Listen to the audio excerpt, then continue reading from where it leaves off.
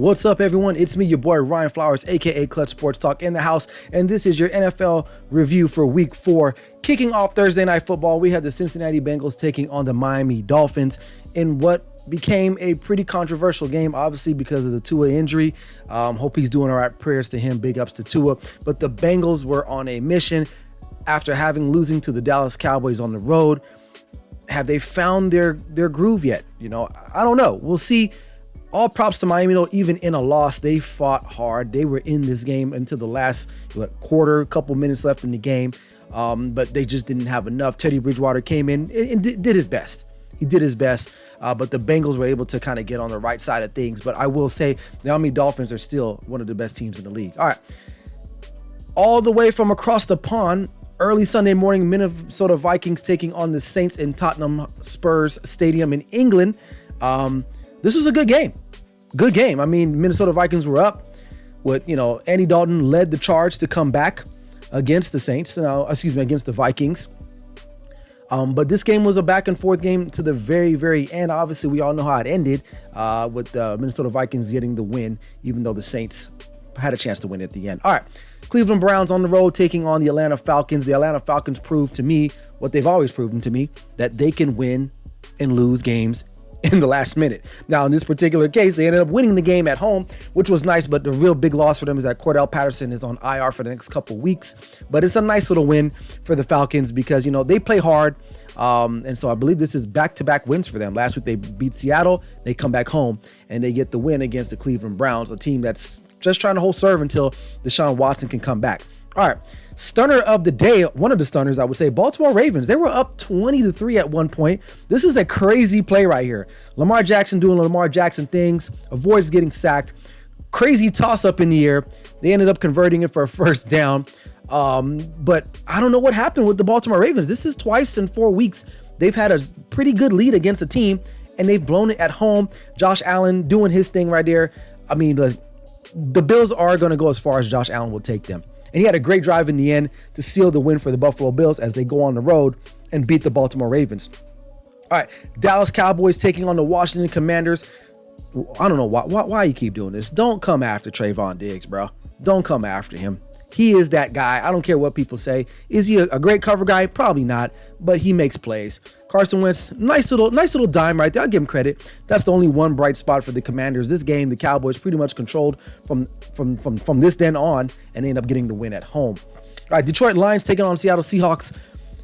The D in Detroit does not stand for defense because they gave up 48 points in a football game, right, to the Seattle Seahawks. Although I still like the Lions. They play tough, they play hard, but overall, they can't win games. Jared Goff looked pretty good, but again, I don't know. They scored 45. The problem is not them scoring points. Can they stop people? So defensive coordinator Aaron Glenn, he's going to have to figure something out in a hurry because this team cannot afford to keep bleeding out the way they are, especially on the defensive side. They got some offensive talent. Amon St. Brown, he's playing like a beast right now. Jamal Williams looking pretty solid. But overall, I don't know what they're going to do. All right, Texans at home taking on the injury-plagued LA Chargers. Look, Texans got a diamond in the rough here with Dameon Pierce. This guy is going to be another featured back we're going to see in the NFL. Unfortunately for him, he plays for the Houston Texans, and no one's going to watch them play, unfortunately. That's just how it goes. So this is probably one of the bigger highlights for this particular game. Other than that, the Chargers were up big. And again, they almost blew it in the end. But, Justin Herbert had some really nice throws down the end. Some nice completions to Austin Eckler to seal this game. And this is one of his finest throws from the day. A dot right there to number 7. Chargers win. Colts at home taking on division rival, the Tennessee Titans. Matt Ryan with a bomb. Boop, right there. His guy catches it. They get down there and look, the very following play or next series, another nice little pass right there. The same play. My bad. Different angle. But Tennessee Titans was just too much. Derrick Henry, he was just crazy. I mean, look at this guy. I think he rushed for like over 131 yards and a touchdown, as you can see there. Who wants to tackle this guy in space? I mean, that DB really didn't want no piece of that. He just put his arm out there so on tape it looked like he actually made a tackle or an attempt. The Titans win. All right, Giants versus the Bears, the battle of the two 2-1 teams that no one really believes that are good. Saquon Barkley getting loose here.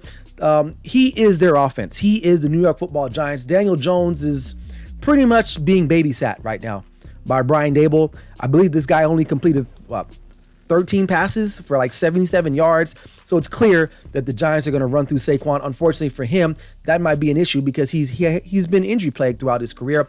Justin Fields, probably one of the brighter spots for this game for him. Play of the game. Nice little pitch and catch right there. But overall, the Giants improved to 3-1, which I feel like no one believes that's a legitimate 3-1 team.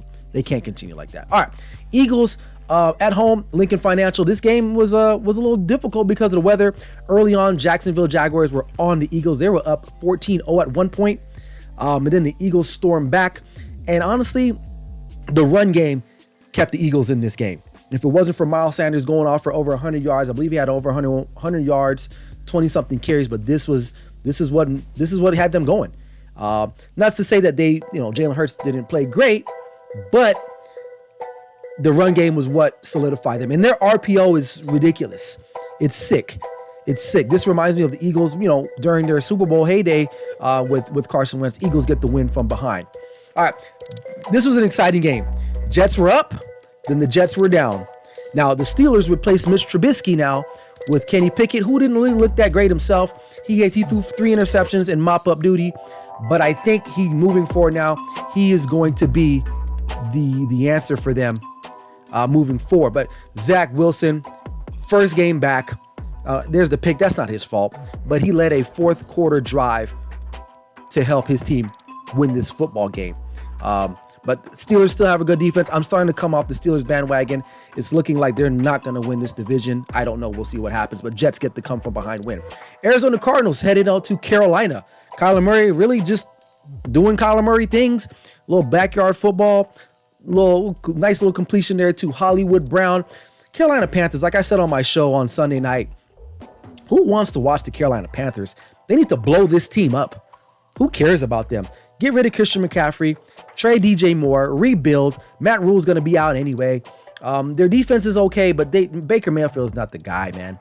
Carolina Panthers really, since Cam's left, to me, they're not even that interested, to be honest with you. And the only reason why I watch the Cardinals is because you don't know what kind of play Kyler Murray's going to make, but Cardinals win on the road.